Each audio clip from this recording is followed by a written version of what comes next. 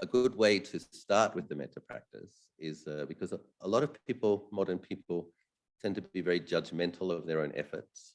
And they also tend to be a little bit impatient. So they want very good results quite quickly, put forth some effort. The good results don't come quite as fast as they would like. And then they start judging themselves and judging the effort. And it's an understandable habit. It's a normal habit. It's very common, but it doesn't help the situation. So it's good to recognize that too much fault finding isn't helpful. And what is helpful, and I think a lot of practitioners tend to step over it because it seems too simple, or I think maybe a bit like self-indulgent. You're trying to realize not self, so you don't want to indulge this self. But I think we have to be honest that the critical thoughts we have, or the feelings of irritation, the feelings of frustration, there's a feeling of a self there anyway, right? A self that's experiencing some hindrances. So what we do when we cultivate the Brahma Viharas in the beginning stages is you're cultivating a wholesome sense of self. And Tanajan Anand sometimes has said, we try to maintain the mind in the state of a deva. So we're aiming for a deva-like state of mind, because that is the suitable foundation for insight and for samadhi. So Lord Buddha says in the 11 Benefits of Loving Kindness Sutta that people who cultivate loving kindness, their minds concentrate easily. And a lot of people will be sitting there thinking, why isn't my mind concentrating? Why isn't my mind concentrating? And it's like, well, of course, some people's minds will be concentrating, and many of you will be having a mind that concentrates for periods of time as experienced meditators. But it is good to at least point to the fact that Lord Buddha said in that sutta, one who cultivates loving kindness, their mind gathers into peacefulness easily. So it's not yet most people's experience that their mind gathers into peacefulness easily. So when we have Lord Buddha's direct encouragement, then it's good to embrace it sincerely. And a good place to start is with the feeling or the experience of dukkha. So if there is some feeling of frustration, impatience, or just challenges, or things being harder than you thought, having a look at the felt experience of that in the area of the heart, what does that feel like? What does it feel like to be an unenlightened being that wants to be enlightened? What does that feel like? Okay, for all beings that are not yet established in liberation, there is these kilesas of greed, hatred, delusion, the 3 root kilesas, and it's oppressive to the heart. So we just have a look at how does it feel to have a mind which is affected by these hindrances? How does it feel to have a mind which still has greed and hatred, still affected by delusion? And we can usually see that it hurts. There's some pain in there. And this is an important thing. One shouldn't rush over the acknowledgement of this, because the first noble truth, there is unsatisfactoriness, there is suffering. Lord Buddha explains that this is to be known. So you have a good look at it. What does it feel like to be a being that still has some suffering? Okay. The reason we have to know it is because in having a good look at the experience of unsatisfactoriness, we also will tend to see what's causing it. Usually some kind of grasping, craving for, craving not for. And then we have the second noble truth. Cause of suffering, 3 types of craving. Bhava tanha, vibhava tanha. Kama tanha, bhava tanha, vibhava tanha. And then we have the fact that the mind can be purified and liberated from that experience, cessation, nirodha. And then we have the path, how we cultivate it. So we have Lord Buddha's encouragement to know and to acknowledge the experience of frustration, unsatisfactoriness, suffering. Then in terms of cultivating the path, what do we do with that experience when just being mindful of it doesn't seem to make it dissipate? This is when we respond skillfully. And Lord Buddha is saying that loving kindness of the Brahma Viharas is a skillful way to develop our minds. So when you're on meditation retreat and you come and there's some hindrances and there might be a bit stubborn or there's some sleepiness or whatever it is, pain in the body, you just look at that and you offer an energy of kindness.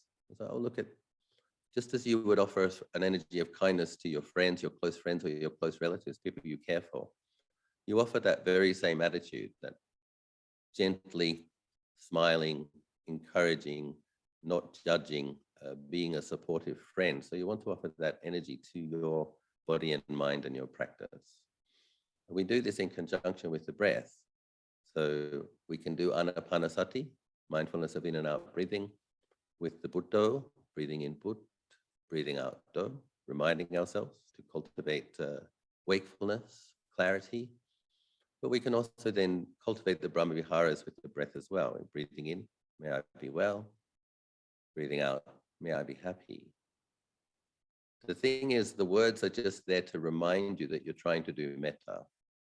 But what you're really trying to do is you're trying to open the heart with tenderness, with friendliness. You're being your own kalyana mitta, a wise spiritual friend who wishes yourself well. And so maybe we can just do that for a couple of minutes, closing your eyes, breathing in, into the heart area, may I be well. Breathing out, may I be happy. I try to emphasize that in the first few minutes of loving kindness practice, we focus upon loving acceptance rather than trying to aim anything different to what's in the experience. You just allow the experience exactly as it is, because this is an aspect of metta, not judging, being kind. So even though you're saying, breathing in, may I be well, breathing out, may I be happy, you're just allowing things to be as they are, with no judgments. And then, after we do that for a few breaths or a few minutes, we try to add a warm feeling of loving friendliness. Breathing in, may I be well. You give rise to a warm, loving feeling in the heart area. Breathing out, may I be happy. And you allow that warmth of human kindness to permeate the chest area. Breathing in, allowing the experience just as it is, wishing yourself well. Breathing out, the warmth of loving kindness, filling the heart and chest. May I be happy.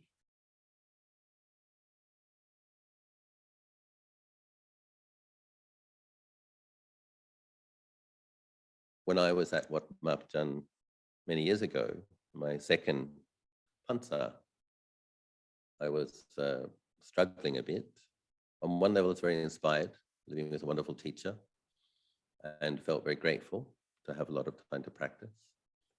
On another level, in those days, hardly anybody spoke any English, and I was a bit lonely. And also, perhaps not so much lonely, but feeling like just it's frustrating not to be able to communicate, not to be able to have a conversation with, and so frustration. And then not understanding the culture perfectly, not being able to have a discussion with people about, to try to understand it. And so there were some difficult periods. Tanaj Jana, he told me, I think I told the story last time, I'll tell it in brief this time. It was chore times and I got very frustrated, and because couldn't understand the different cloths had different names on it. There was a cloth for the floor and a cloth for the tables and benches and a cloth for the Buddha and a cloth for all these different things. And it was written in Thai, and I couldn't understand it. And the Thai monks got fed up with having to tell me every day what cloth was for what thing. And it was going on for a long time. And I got into a bit of a huff, and I thought, okay, I don't want to have a cup of tea today. In the old days, we used to have a cup of tea together at 4:30. And I was walking up the hill. And when I was walking up the hill, in those days, Wat Marp Jan was much smaller. The boat wasn't built and the jetty wasn't built. anyway, Ajahn Nun was waiting in the middle of the road, and it was just him there, interestingly enough. And I fell to my knees and I said, Luang Por, when will it ever get any better? And he looked at me and he says, not what I wanted to hear. He looked at me and he says, in 5 years, it'll be a little bit better. Then that was the perfect teaching. It was also perfectly frustrating because I wanted to be enlightened by the end of the week, or at the latest, the end of the month.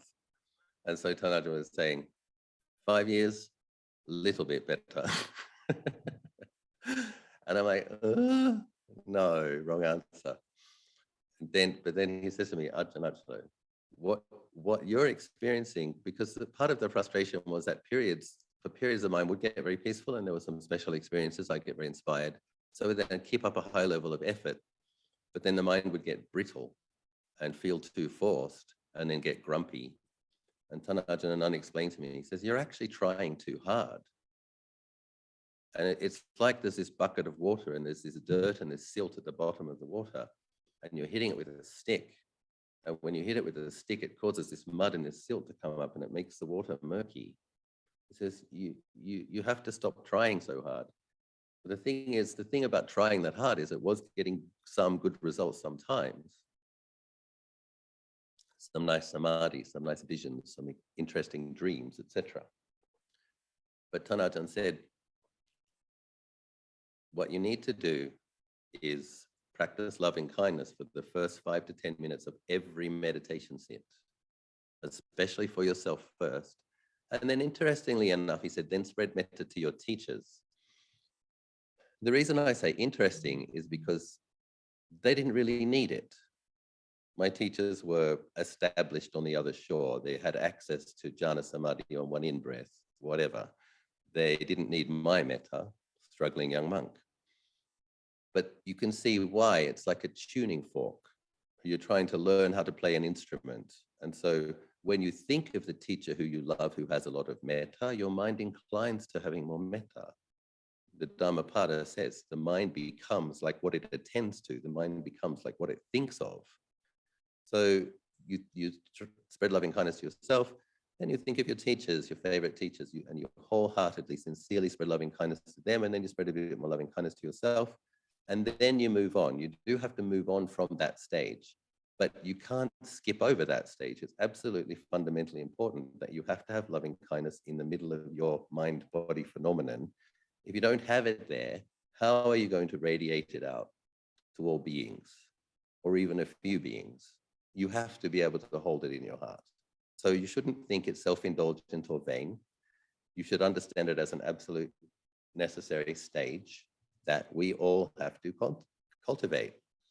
From there, we train ourselves to include more beings for whom it's easy to have loving kindness for, larger numbers of beings for whom we might normally feel neutral towards, and then finally for the difficult beings, or beings that you might consider in the past to have been enemies, or people who wished you harm. And then beyond that, all beings everywhere. So when you do that, when you learn to cultivate metta for this one conventional being in the middle of the experience, to many beings, to all beings in this world, to all beings in all worlds, what happens is your sense of self becomes much more subtle, much more wholesome, much more spacious. And then it's time to look at the in-breath and the out-breath, and you find that the mind is already peaceful and contented and happy to be with the experience of breathing.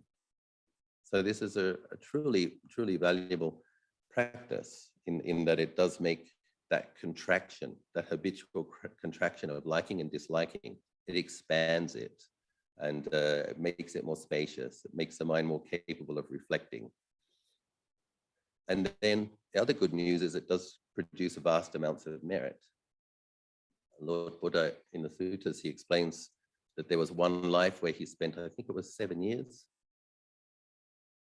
cultivating loving kindness, understanding that the bodhisattva, when he was practicing metta, is a lot of metta. And when he says he cultivated it for 7 years, he was probably in metta jhana a lot of that time. but he got reborn as Indra, king of the Devas, for many, many, many lives. And he says he knew of no condition more conducive to heavenly rebirth than the practice of loving kindness. So it's just another kind of affirming statement. This practice produces great merits. It makes the mind Deva-like. And then the Deva, the happy and contented state, the mind is more happy to collect or focus on meditation objects, and that makes insight more possible when you do your body contemplation or your contemplation of death, or see the body as elements, etc. Or even if you, once you have a somewhat contented and peaceful mind, then you just really pay attention to the way feelings arise, stay for some time and cease, arise, stay for some time and cease. But we need a certain amount of settledness, a certain amount of spaciousness to be able to do that, and the metta practice really helps. So I had one monk friend, I won't mention his name, but when he was a junior monk, he had so much aversion to another monk, he actually found himself thinking of killing the monk. The good news is, you don't think that, do you? When you're putting food in the monk's bowls, you're not thinking this monk's thinking of killing another monk. But when you put on a robe, you don't instantly become an arahant, right? It is a bit of a process. And so, we all have bad days, particularly in the early years. But that monk recognized the power of anger and of hatred, and he was really shocked. And so he made a concerted effort. Okay, I better cultivate metta. I need to. I had no idea the level of anger in my mind could be so hot and powerful. And he did cultivate metta, and he found the results to be so transformative that he now has a monastery. And the word metta is in the name of the monastery, but I'm not going to tell you the whole name because I'm not going to out him completely. He's a friend of mine. So another practice I wanted to talk about today in particular, because it's an aspect of the metta practice, is the practice of forgiveness.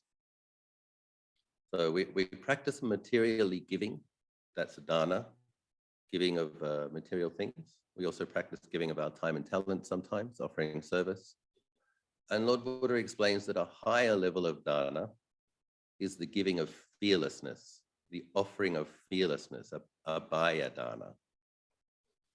And so Lord Buddha says in the Dhammapada again, there are, in the list of fools, there's a chapter on fools.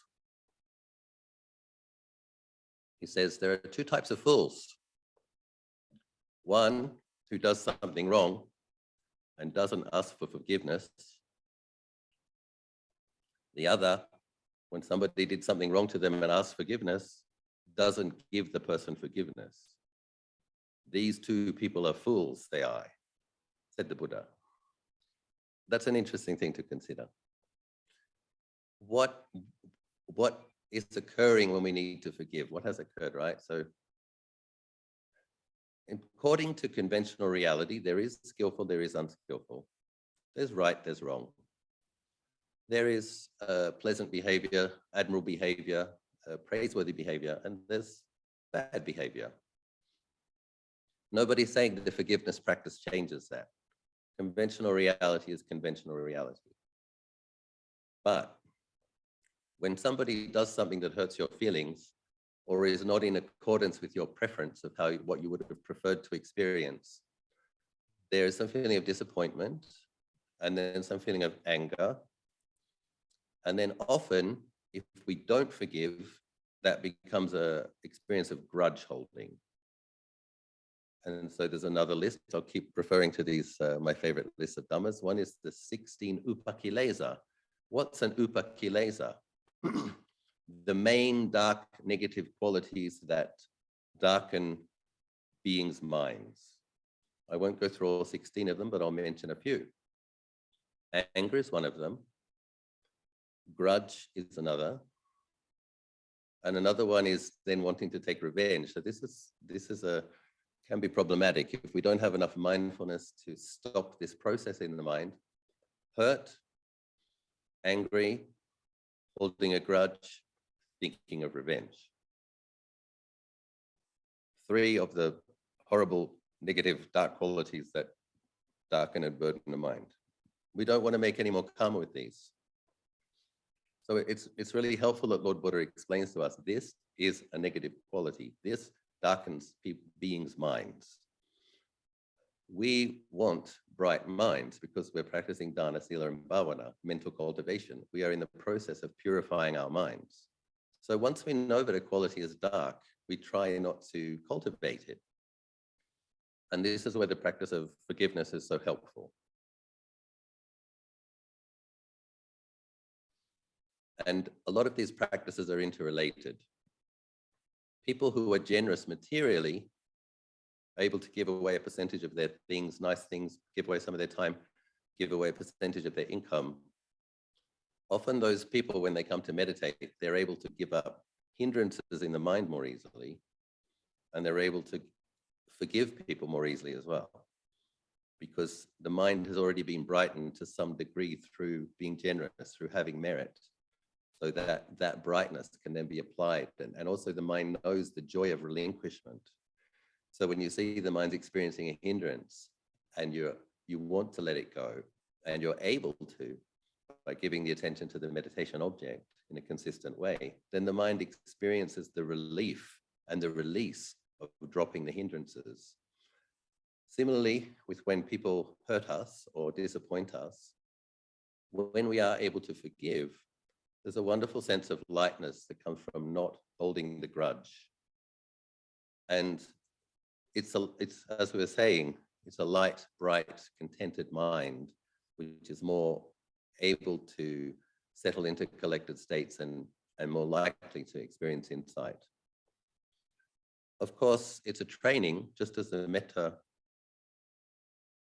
which just as all of our meditation practices are trainings, we have to start with small things first. So if you have some really, really big disappointment in your life, that's probably not the best, and some really, really terribly hurt feelings, that's possibly not the best place to start. But if you can think of some small things, some irritating things that when you notice the thought comes up, I'm still angry at that person, and then the mind will go into it, because they did this and they shouldn't have done that, because they said this and they shouldn't have said this, they should have said that, why did they say that, blah, blah, blah. The stuff that minds do. We recognize when there's anger, we recognize when there's a grudge, and we practice in training in offering forgiveness. One very, very helpful thing that supports this is when we can believe in karma. So if we really believe in past lives and karma, and most of you are practicing Buddhists, so most of you do, then we understand that the real reason we're experiencing this feeling of disappointment or hurt is because we disappointed or hurt somebody before. If we can contemplate that, this is very helpful, because it's very humbling. We can't just look at this moment. We have a samsaric perspective. In conventional right view, there is the past lives, there is the present life, and there are future lives. There are stages of enlightenment and then ultimate enlightenment, mahaparinibbana. It's a gradual training, it's a gradual path. So this moment is being affected significantly by many, many, many previous lives. So this can be humbling. And when it comes to the really big disappointments, we don't judge ourselves. We don't use the belief in karma and rebirth to beat ourselves up. That's where the compassion comes in. We have compassion for the felt experience of the pain. We have compassion for the fact that the being that we were, who caused other people to be disappointed, that person's mind was affected by negative qualities. Advanced training is when you actually have compassion for the person who hurt you, because you recognize that their mind was oppressed by painful negative qualities. So you have compassion for the person who said unskillful things or did unskillful things or didn't do the appropriate thing. But the important thing is that we understand that we, as good Buddhists, should forgive, because we understand the implications of karma. And the good news is that the act of giving produces great punya, it produces great merits, and it's very conducive to having a more glad and more contented mind. So in a 9-day retreat, there will be periods where memories come up and you will think of something that someone did. If you're a normal human being, you've had a few hurts in your life, and when you come to be by yourself and spend hours meditating, there will be some thoughts about things that mum said, things that dad said, things that dad didn't do, things that they did do that hurt, things that partners did, things that kids did, things that they said.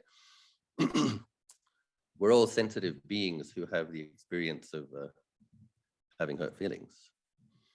And so we all have the opportunity to take that as our ground for cultivating the ability to forgive, the ability to be humbled by the power of karma, and the ability to let go of painful reactions.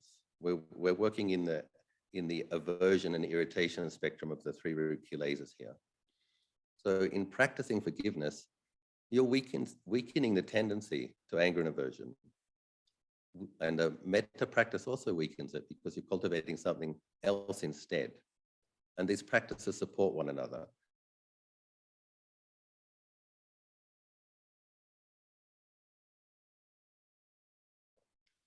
And with regards to the really big disappointments in life, you can hold it in your awareness, and you can say to yourself, I will forgive this, because intention is very powerful. I will forgive this entirely. And like I said, it can be a gradual thing. It might take quite a lot of reflection. It might take quite a lot of metta practice. And you can even experiment. Like one thing I suggested in a recent talk was really big disappointment in life and holding on to a grudge.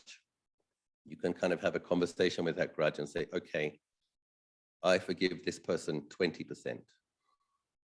I forgive them 20%.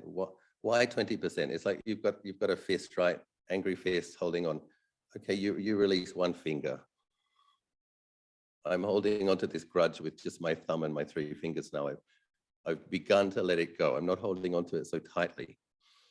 And then you will, even in doing that, I think you will experience what it feels like to have a mind less oppressed with grudge and anger. And then you set the intention, when I can, I will forgive this person, this experience completely. Allow it to be in the past and allow it to be completely gone. And like all trainings, it's a training, but it does give great results in terms of feeling light, feeling bright. And in part of Buddhist training is to practice dying before we die, or preparing ourselves to have a peaceful death. And so clearing out various grudges is an important part of that. We don't want, it might feel really kind of engaging, interesting to hold on to a grudge and go through all the reasons why someone should have done something that they didn't do, or shouldn't have done the thing that should have done it differently, or why you're right and why they're wrong. But at the moment of death, you have to ask yourself, the moment that I'm dying, does this matter?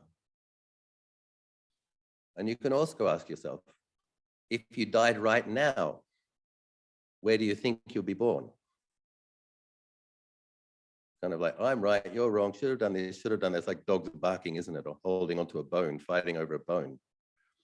Nobody wants to be born as a barking dog fighting over a bone. So we have to put some thought into this. Where do you want to go? If you have to be reborn, if your mind is not yet fully purified, you want to go somewhere surrounded by lovely beings who are Dhamma practitioners practicing metta, tolerance, and forgiveness. Now, having said that, it's important to say that when you forgive doesn't mean you have to forget. And if someone has proved to be not trustworthy, it doesn't mean you have to trust them. These are different matters. You know if somebody is a skillful or an unskillful person.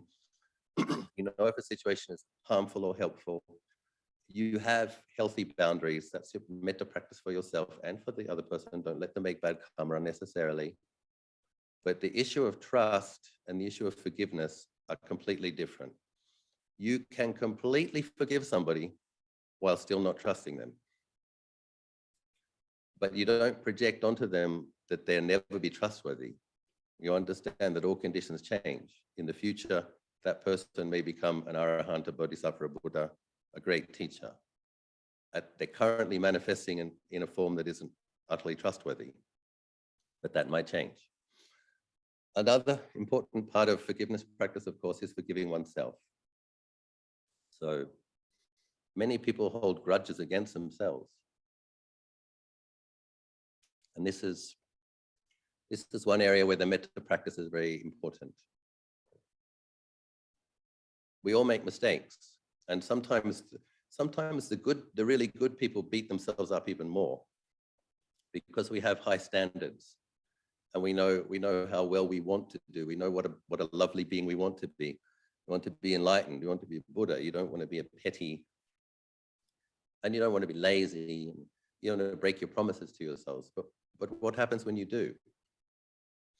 I think it's really important to acknowledge that holding a grudge against yourself isn't helping the situation. So we do have to wholeheartedly forgive our mistakes and humbly acknowledge greed, hatred, and delusion are powerful. Our habits are powerful. But we don't want to burden ourselves further with angry judgment and withholding of loving kindness. We acknowledge the mistakes, we set the aspiration to do better, and we start again. And we drop the grudge and we drop the withholding of loving kindness, and we really fill that heart and mind space with metta as a foundation to have it for more beings. The thing about really having a lot of loving kindness for yourself is that you are going to take care of your life and your practice, because that's how true loving kindness should express itself. Because I care, I'm going to do my meditation. Because I care, I'm not going to waste too much time on social media. Because I care, I'll do the retreat. Because I care for myself, I'll do it, I'll do the pilgrimage. So we really need to get that metta powerful. And we really need it to be translating as a commitment to our practice and our disciplines. Sometimes in the Mahayana tradition, they have these repentance pujas. And there's things that you can do. I have a good friend, Ajahn Yaniko. He's coming to Wat Marp Jan in a couple of days, I think, or maybe even today.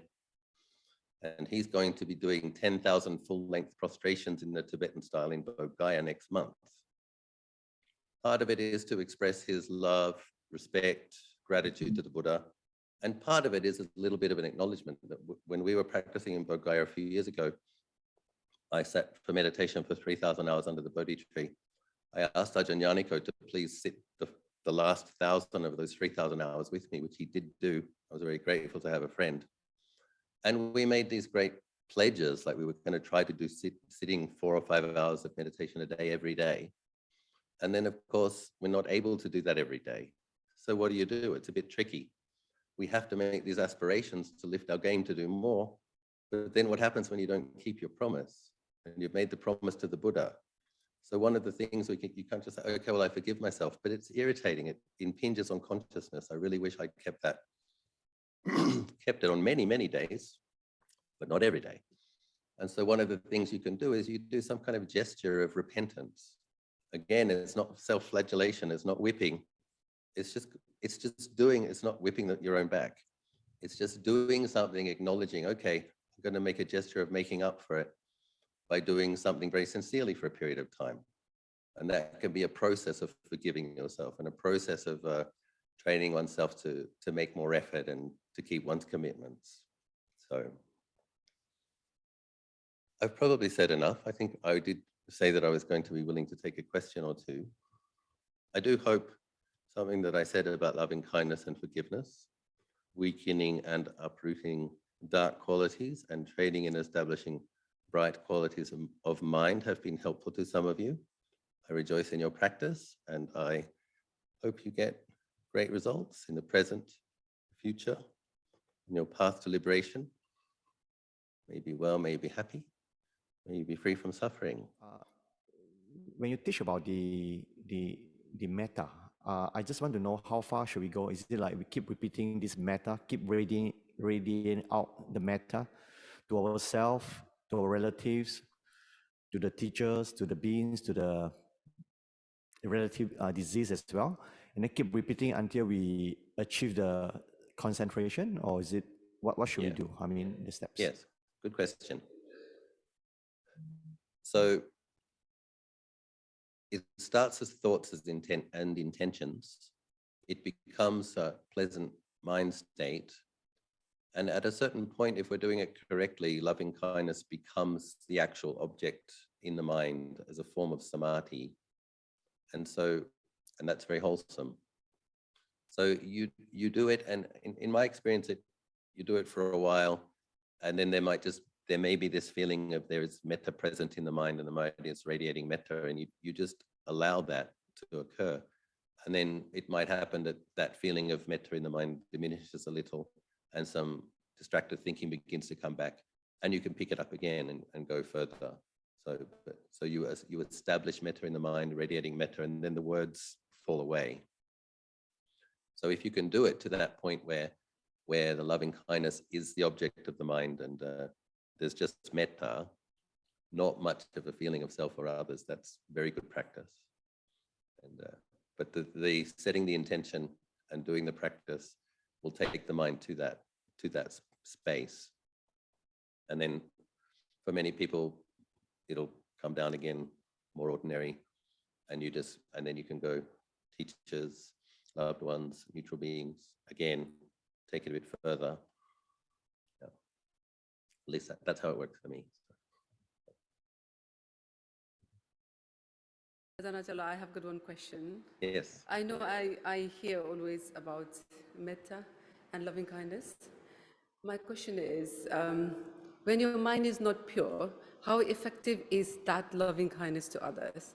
And how much you have to be pure when you spread loving kindness? Because I myself believe about spreading loving kindness. Sometimes I wonder whether or not, it really reaches there. Thank you very much. So it's always a matter of degrees. And so when we come to sit at the cushion, and if we've had a busy day, if there's quite a few hindrances around, and we have our first few thoughts of metta, there's not going to be that much metta there, right? That's normal. That's the starting space.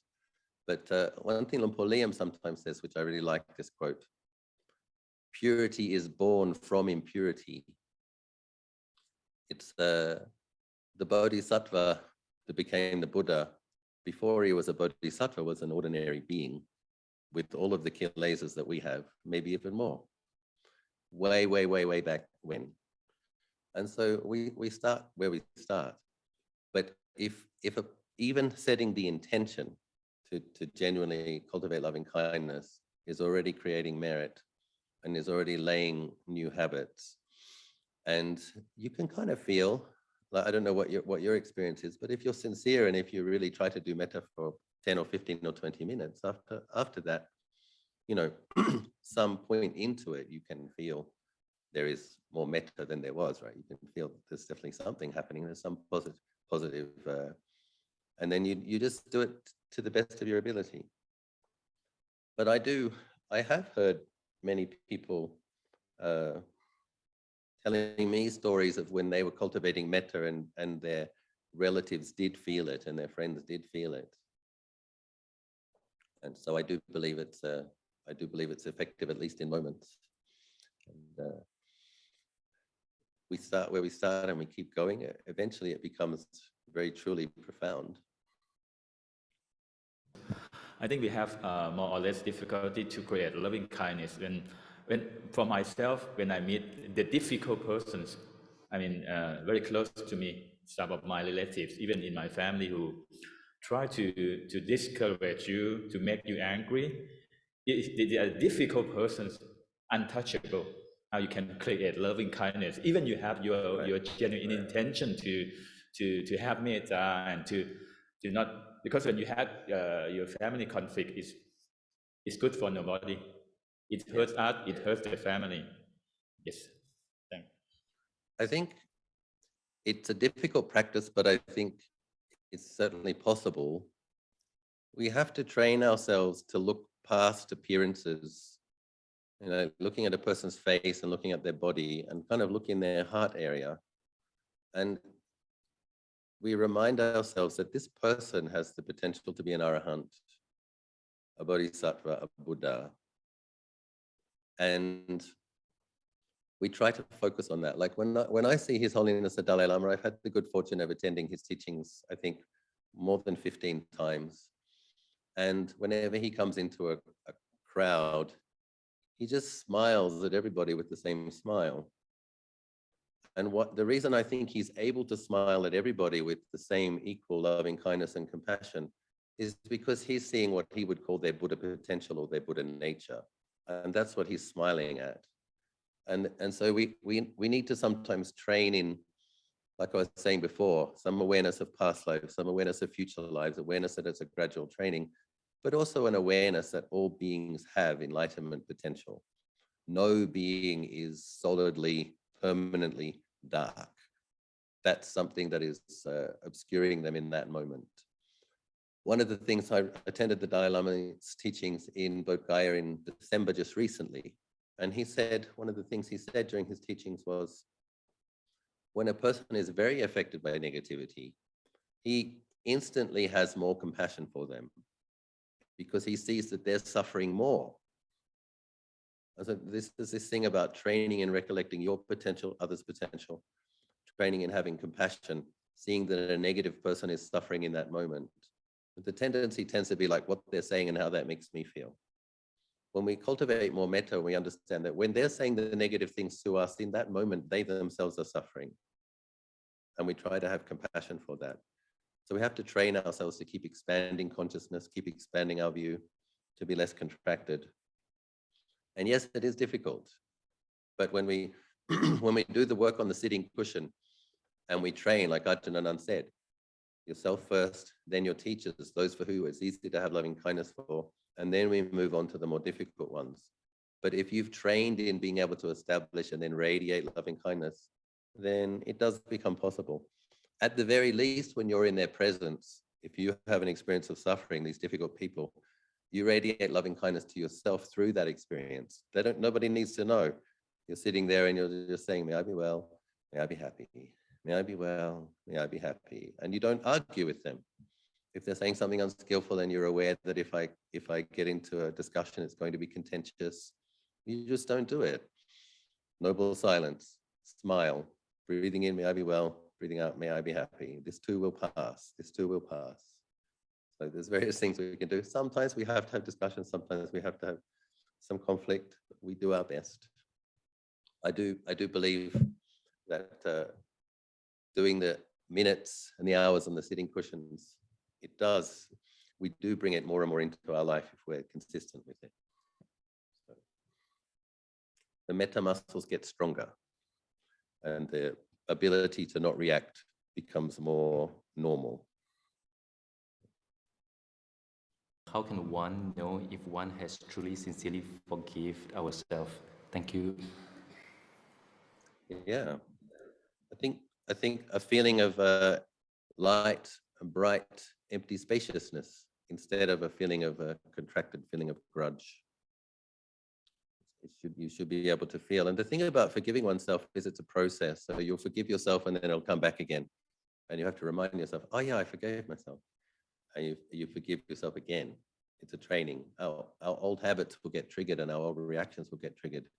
And it's training in mindfulness and clear comprehension and the ability to let go. Is that okay, that grudge has come up again. Okay, I'm letting it go again. Forgive myself. Keep practicing in it. Keep doing it moment by moment. But overall, you should feel a lighter and brighter, less oppressed heart the more you practice forgiveness. There's one of those stories of when the Bodhisattva was I think it was in the deer park many lives ago. And a king was upset to find him there, and he had one of his chief ministers chop off a leg, chop off another leg, chop off an arm, chop off the other arm, chop off an ear, chop off another ear, chop off a nose. And he didn't give rise to anger. So the potential to forgive in the human mind is extraordinary.